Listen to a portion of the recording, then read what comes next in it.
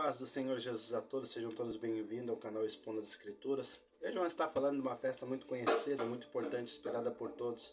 Vamos estar falando referente à festa da Páscoa.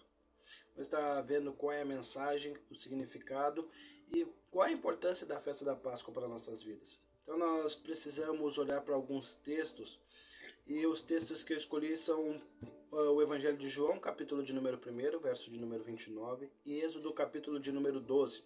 Vamos fazer a leitura desse texto que diz assim: No dia seguinte, viu João a Jesus que vinha para ele e disse: Eis o Cordeiro de Deus que tira o pecado do mundo. Êxodo, capítulo de número 12, verso de número 26 e 27, que diz assim: Quando vossos filhos vos perguntarem que rito é esse, respondereis: é o sacrifício da Páscoa ao Senhor, que passou por cima das casas dos filhos de Israel no Egito, quando feriu os egípcios e o livrou às nossas casas. Então o povo se inclinou e o adorou. Então, para nós entendermos um pouco a Páscoa, nós precisamos entender o que o povo de Israel estava passando. O povo de Israel, José vai para o Egito. O povo de Israel, a família de José desce, os patriarcas descem para o Egito por causa de uma grande fome que estava vindo sobre a terra. E lá José se apresenta para eles novamente. Então o povo de Israel começam a habitar no Egito. E lá eles ficam durante 430 anos. Então o povo, quando José morre e se é levantado um novo faraó, o povo começa a sofrer, começa a ser afligido e perseguido naquele local. Então o Senhor levanta um libertador, porque o povo começou a clamar a ele. Então levanta o libertador, e esse libertador é Moisés. Então Moisés vai até Faraó com uma mensagem da parte de Deus, dizendo para Faraó libertar o povo. Só que Faraó automaticamente se nega a libertar o povo de Israel. Se nega a libertar o povo para ir adorar o Senhor. Então o Senhor, naquele momento, começa a intervir no meio do povo. Então, como a gente bem sabe, bem conhece, as 10 pragas que vieram sobre o Egito. Então o ato da Páscoa, ele antecede a 10ª praga. E qual é a 10ª praga? A 10ª praga é a morte dos primogênitos. Então, para nós entendermos o que de fato é essa festa, nós precisamos olhar para Êxodo, capítulo de número 12, quando foi instituída a primeira Páscoa. Que diz assim: Disse o Senhor a Moisés e Arão na terra do Egito: Este mês vos será o principal do mês, será o primeiro mês do ano. Falai a toda a congregação de Israel, dizendo aos 10 deste mês: Cada um tomará para si um cordeiro segundo a casa dos pais, um cordeiro para cada família. Mas se a família for pequena para um cordeiro, então convidará ele o seu vizinho mais próximo, conforme o número das almas, conforme o que cada um puder comer. Por aí calculareis quantos bastam para o cordeiro. O cordeiro será sem defeito, macho de 1 ano. Podereis tomar um cordeiro ou um cabrito, e o guardareis até o 14º dia deste mês. E todo o ajuntamento da congregação de Israel o imolará no crepúsculo da tarde. Tomarão o sangue e o porão em ambas as ombreiras e na verga da porta, nas casas em que comerem. Naquela noite comerão a carne assada no fogo, com pães asmos e ervas amargas a comerão. Não comereis do animal nada cru, nem cozido em água, porém assado ao fogo, a cabeça, as pernas e a fressura. Nada deixarei deles até amanhã. O que, porém, ficar até pela manhã, queimá-lo-eis. Desta maneira o comereis: lombo cingido, sandália nos pés, cajado na mão, como-lo-eis à pressa. É a Páscoa do Senhor. Porque naquela noite passarei pela terra do Egito, e ferirei na terra do Egito todos os primogênitos, desde os homens até os animais.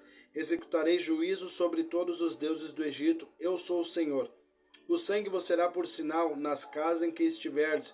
Quando eu vir o sangue, passarei por vós, e não haverá entre vós praga destruidora, quando eu ferir a terra do Egito. Esse dia vos será por memorial, e o celebrareis como solenidade ao Senhor. Nas vossas gerações o celebrarei por estatuto perpétuo. Então o que nós precisamos entender em primeiro lugar? Que ela não era uma festa em si, ela é um memorial, algo que ia ficar gravado, algo que era para ser lembrado na mente do povo. Não era simplesmente uma festa, não era simplesmente algo a se comemorar, era algo que era o estatuto perpétuo, algo memorial, algo que era para ser lembrado.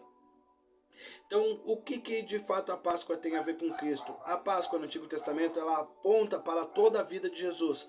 Em primeiro lugar, quando nós vimos no verso de número 3, aonde que fala que é para pegar o cordeiro ao 10º dia do mês e levar ele para dentro de casa, e no verso de número 6 que ele vai ficar guardado até o 14º dia, nós precisamos entender que isso aponta para o ministério terreno de Jesus, para a vida terrena de Jesus.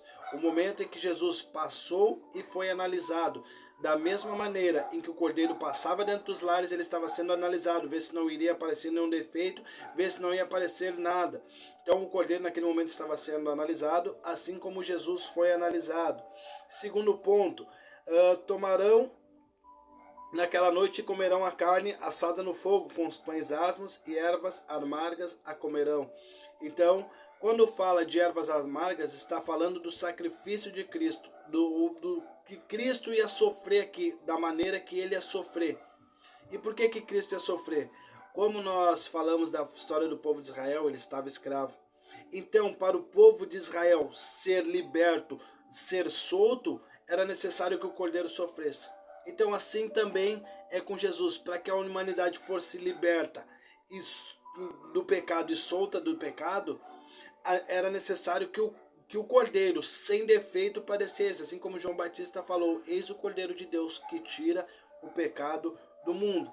Então esses aspectos eles estão todos apontando para Cristo.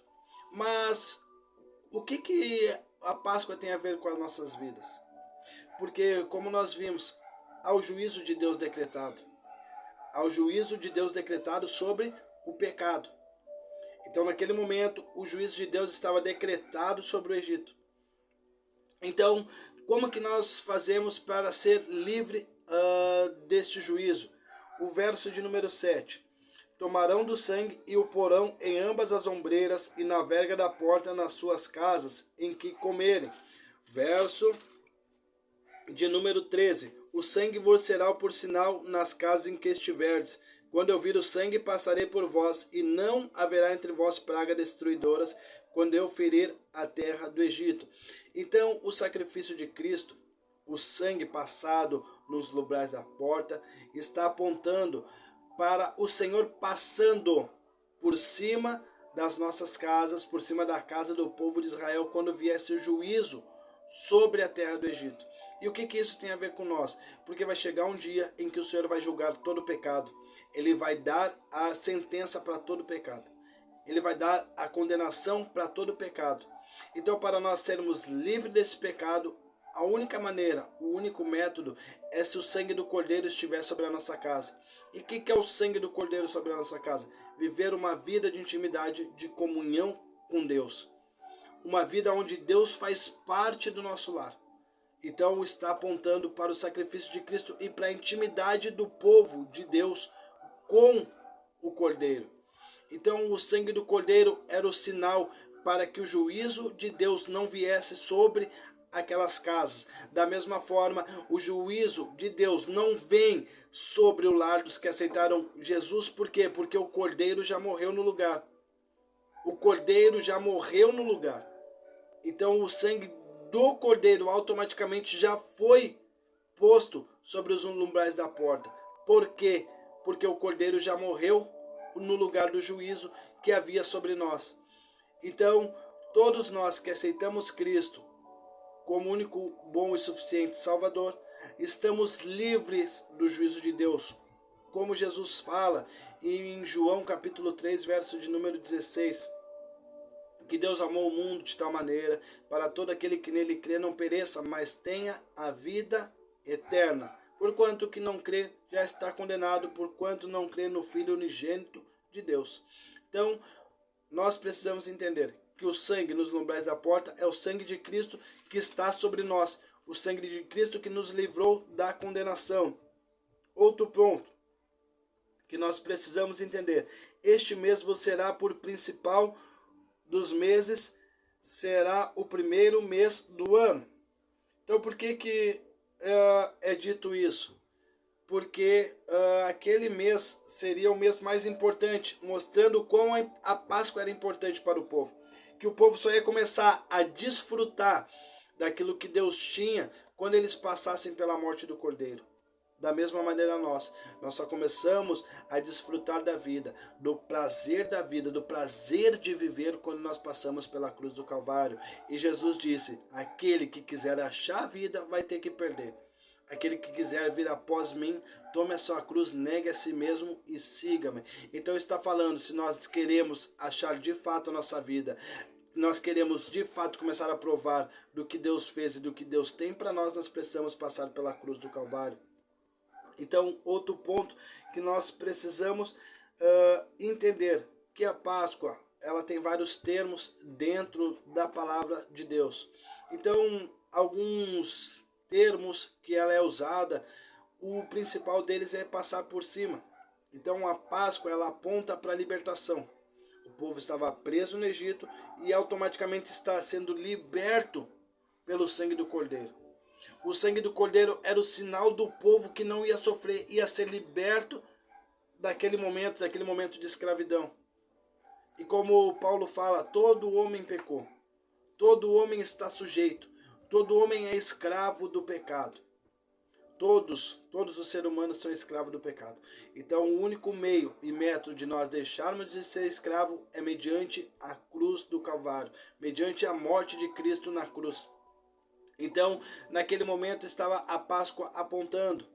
Então, apontando para a cruz de Cristo, apontando para a libertação do povo, apontando para que Jesus ia fazer mais à frente, trazendo libertação para o seu povo. Então, é por isso que o Cordeiro morre de maneira cruel, de maneira com ervas amargas, com o sofrimento, da forma que ele ia padecer. Isaías, capítulo de número 53, disse que ele sofreu e levou sobre si todas as nossas iniquidades, todos os nossos pecados, e o castigo que nos traz a paz estava sobre ele. Então nós precisamos compreender e entender que a Páscoa, em primeiro lugar, ela significa libertação, trazendo libertação do povo de Israel, e levando eles para o propósito que Deus tinha para eles. Segundo lugar, está trazendo descanso. Então, naquele momento, o povo estava sofrendo, sendo afligido, e está trazendo descanso para aquele povo que ia entrar no propósito de Deus.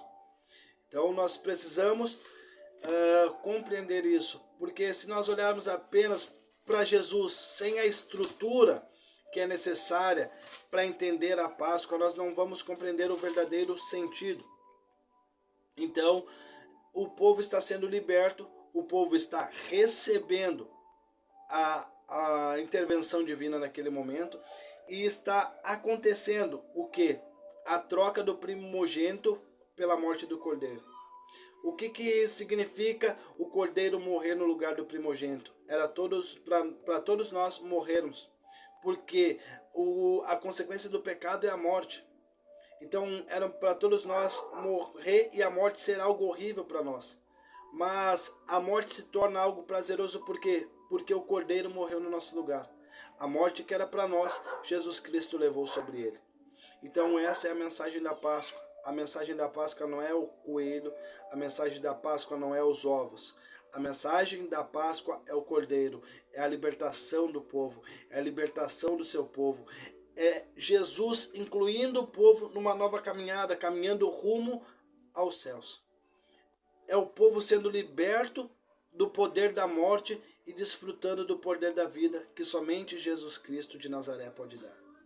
Que Deus abençoe e que a paz do Senhor Jesus esteja com cada um de vocês.